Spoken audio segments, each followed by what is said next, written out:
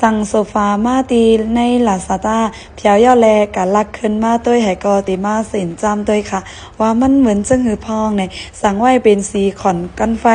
ก้อยกาตีไลมาซ้ำเป็นสีลำค่ะยันเบอว่าเขาใส่แค่พังวันไว้เป็นสีคอนก้อยกา